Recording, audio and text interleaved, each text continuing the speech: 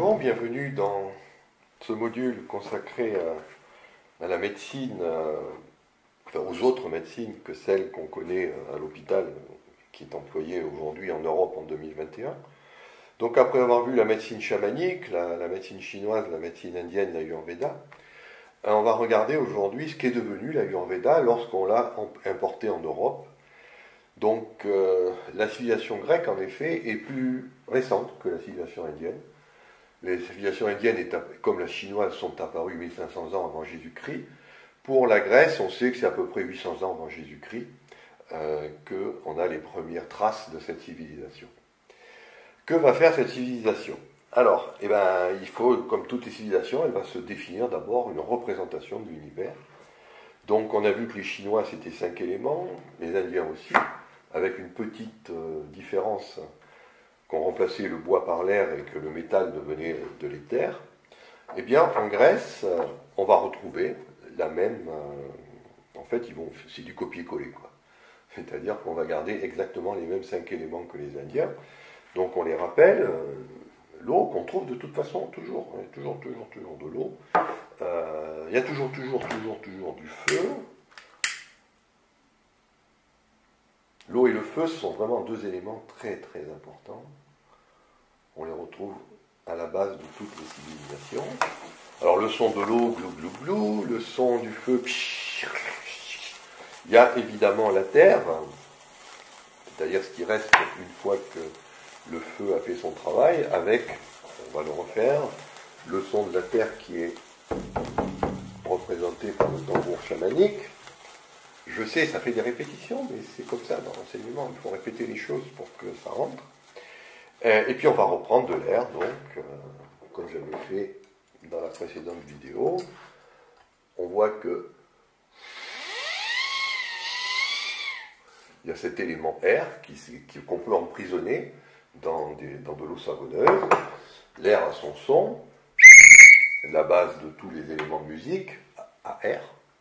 Et puis l'éther est donc toujours symbolisé par cette pierre, la magnétite, qui vient des étoiles, enfin qui vient du cosmos, et qui tombe sur Terre sous forme de météorite.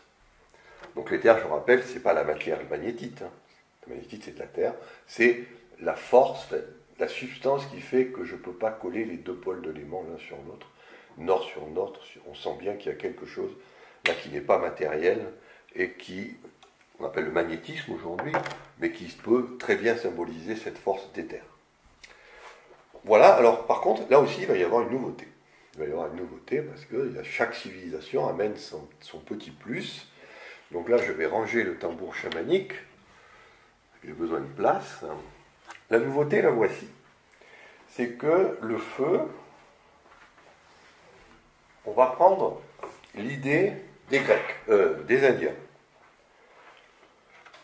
Mon feu, donc là, je vais l'allumer non plus pour faire du bruit, mais je vais l'allumer simplement pour qu'il brûle. Voilà. Mon élément feu, on va se dire, ah mais il y a la civilisation indienne, elle a montré qu'il y avait Brahma, Shiva, Vishnu, le triangle, mais il y avait aussi Pitta, Kapha, Vata. Alors évidemment, comme on n'est pas indien, on va mettre autre chose à la place. On va garder le triangle, et comme je l'ai expliqué dans la vidéo sur la recherche, derrière le triangle, il y a la thèse, l'antithèse et la synthèse, en fait. C'est-à-dire deux principes qui sont opposés l'un à l'autre, qui vont se retrouver dans un équilibre parfait. Et on a vu qu'on peut représenter ça par la pyramide de Khéops qui va converger vers le nous, cet élément intuitif qui nous permet d'avoir de la connaissance sans jamais faire de calcul ou de pratique. Voilà, donc le feu, qu'est-ce que ça peut être, sachant que la réalité ultime, ça les Grecs vont l'adopter, est le triangle. Eh bien, il va y avoir cette idée qu'on peut avec 4 triangles former ce qu'on appelle un tétraèdre, c'est-à-dire une figure tridimensionnelle qui représente, pour les Grecs, l'élément feu. On retrouve 4 triangles dans cette disposition. Ensuite, il faut modéliser l'air, ou le bois. des Chinois. Alors pour ça, on va prendre les mêmes triangles et on va simplement les disposer comme une pyramide de Khéops. Donc vous voyez, j'en prends 4 pour la pyramide de Khéops. Et pour faire l'octaèdre, en fait, je fais une double pyramide de Khéops. C'est-à-dire que je prends l'image de la pyramide et ça va me donner donc, bon là on va faire coexister le crapaud en bois et l'air avec les bulles. Voilà. Donc l'idée de c'est Platon qui est le premier à formaliser ça, mais je vous rappelle qu'Aristote était l'élève de Platon. Donc c'est lui qui a ensuite tout formalisé, tout écrit, tout ce qu'il avait appris de son maître Platon. Donc on voit très bien ce qui se passe, c'est que j'ai des triangles ici quand je suis de l'air, j'ai des triangles ici quand je suis du feu. Qu'est-ce qui se passe si je découpe toutes ces formes en triangles? Ben, j'obtiens le triangle qui n'est pas un élément visible, n'est pas un élément matériel, mais j'obtiens un triangle et ensuite on voit très bien qu'avec, ici j'ai combien de triangles? J'en ai 8, et ici j'en ai 4. Donc si je prends une particule de feu, d'air, et que je la casse en 8 triangles, qu'est-ce que je peux faire? Ben, je peux obtenir 2 particules de feu. C'est comme ça que je vais expliquer que l'air peut se transformer du feu, c'est-à-dire ce que les Chinois avaient déjà compris, et les Indiens aussi, que tout est mouvement dans la nature. C'est des transformations, ici ce sont des transformations qui se réarrangent. Ok, alors on a la Terre. Pour Platon, la Terre c'est représenté par le cube. Pourquoi? Eh bien parce que lorsqu'on prend ces cristaux de sel, qui sont en fait représentent la Terre, et qu'on regarde leur forme, ils ont très souvent la forme de cube. Donc Platon va associer la Terre au cube. Alors, certains pourraient dire, oui, mais le cube, il n'y a pas de triangle. C'est des carrés. Erreur fatale. Pourquoi? Parce que si vous tracez des diagonales comme ça, vous voyez que chaque carré peut être découpé en 2 triangles. 2 triangles, il y a 6 faces. Donc en fait, un cube, c'est aussi l'assemblage de 12 triangles. Simplement, ils vont par paire, et au lieu d'avoir des angles qui ne sont pas égaux à 180 degrés, on fait des angles plats qui donnent la forme du carré. Très bien, donc on a le cube pour la Terre. Il nous faut l'eau. Donc là, Platon va revenir sur les triangles. Alors l'eau, voilà à quoi ça ressemble pour Platon.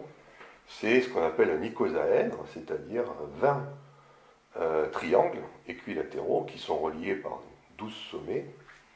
Et pourquoi cet élément Platon va le choisir pour symboliser l'eau? Ben, tout simplement parce que si vous essayez de faire rouler un cube, vous n'y arriverez pas. Mais par contre, ça je peux le faire rouler très facilement, beaucoup plus facilement que le cube, parce que les angles sont beaucoup plus proches de 120 degrés, 180 degrés. Voilà, et quid de l'éther? Eh bien l'éther, ça tombe bien, parce qu'on a un 5e élément en stock. Alors celui-là, par contre, voilà, notre 5e élément, l'éther, le dodécaèdre pentagonal. Alors celui-là, par contre, et c'est ça en quoi la civilisation grecque était un petit peu plus hermétique que la civilisation indienne et chinoise, c'est que ce 5e élément, il n'est pas accessible à nous, il est ce qu'on appelle la matière extraterrestre, donc c'est tout ce qui n'est pas terrestre, c'est la nature des étoiles, ce qui brille dans le ciel, mais surtout, il va rester caché. C'est-à-dire que ce 5e élément, ceux qui savaient qu'il existait 5 éléments vont appartenir à une secte qui s'appelle la secte des pythagoriciens, et si jamais vous aviez le malheur de trahir le secret de la nature des mathématiciens qu'il existait 5 éléments, eh bien évidemment vous seriez immédiatement mis à mort, parce que seuls les initiés savaient qu'il existait un 5e élément qui est le dodécaèdre pentagonal. Alors, là aussi, on va retrouver les triangles. Pourquoi? Parce que si vous prenez un sommet du dodécaèdre et que vous le découpez avec 2 séquentes comme ceci, vous définissez 3 triangles par pentagone, et comme vous avez 12 pentagones, eh bien vous avez un ensemble de 36 triangles. Donc on va retrouver cette idée que à la base de toute réalité, il y a des triangles, et que ces triangles, par leur combinaison, pour former ces 5 combinaisons vont générer toute la diversité matérielle. Alors ici on est sur un basculement très important, parce que pour la première fois on a une explication vraiment matérielle de ces éléments. C'est-à-dire il y a des triangles qui représentent la forme ultime de la matière, et il y a l'idée que ces formes ultimes se conservent, et simplement tout ce qu'on a à faire pour expliquer la diversité du monde, c'est de les recombiner les unes avec les autres. Voilà pour la science grecque, donc, qui est toujours employée aujourd'hui. Il y a encore des gens qui font référence à ces 5 éléments quand ils veulent comprendre la nature. En fait, on sait aujourd'hui que ces 5 éléments, on les retrouve, on peut toujours les utiliser, mais pas tellement pour soigner, surtout pour faire ce qu'on appelle de la psychanalyse. C'est-à-dire que ce sont des archétypes, et ce sont plus des choses qu'on a en nous, qu'on peut, pour comprendre des maladies psychiques, on peut se faire référence à ces 5 éléments. Alors, qu'est-ce que ça, c'est la science. Maintenant, que devient la médecine dans ce cadre-là? Alors, c'est là, vous voyez, ce qui va se passer, c'est, comme on occulte l'éther, c'est réservé à des initiés, les médecins, eux, vont travailler avec 4 éléments au lieu de 5. Donc, ils vont reprendre, évidemment, la terre, l'eau, le feu, et l'air, et ils vont, avec ça, définir, c'est la théorie d'Hippocrate de Cos, donc de définir les 4 éléments. Empédocle l'a formalisé, et Hippocrate va le formaliser donc pour tout ce qui est la médecine. Et cette médecine grecque, comme on le verra dans d'autres vidéos, va être à la base de départ de 2 grandes médecines occidentales. D'une part, ce qu'on a appelé l'allopathie, c'est-à-dire l'idée qu'on peut soigner les gens avec des produits chimiques, et d'autre part l'homéopathie, c'est-à-dire un autre principe qui, lui, ne fait pas appel forcément directement à la chimie. Voilà, donc nous arrêtons là pour cette période de civilisation grecque. Tout a été dit, et volontairement je ne dis pas, je ne rentre pas dans les détails, parce qu'en fait je garde de tout ce qu'on sait des autres médecines, ce qui est important et qu'on va retrouver en physique quantique. Après, le reste, c'est du décor, c'est du détail. Et évidemment, l'intérêt de Vicky, c'est de vous familiariser avec la physique quantique.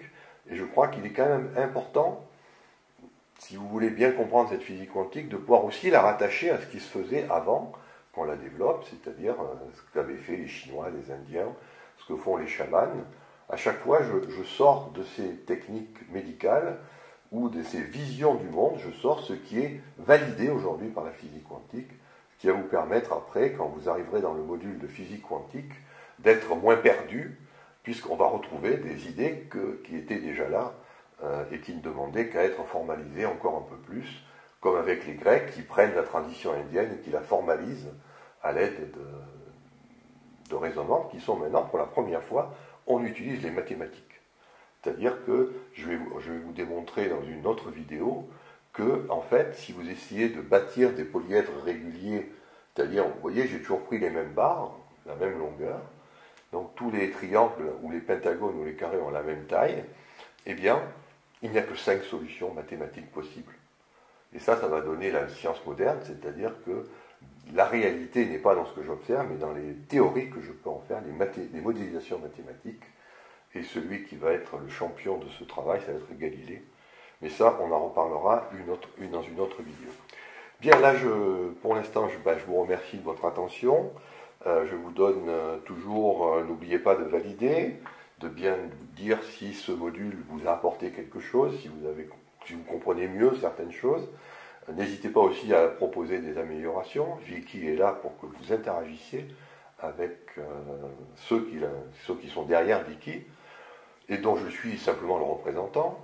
Je ne fais que amener de la science sur des choses qui sont souvent considérées comme étant non scientifiques. Voilà, et puis je vous donne rendez-vous pour une prochaine vidéo. Merci.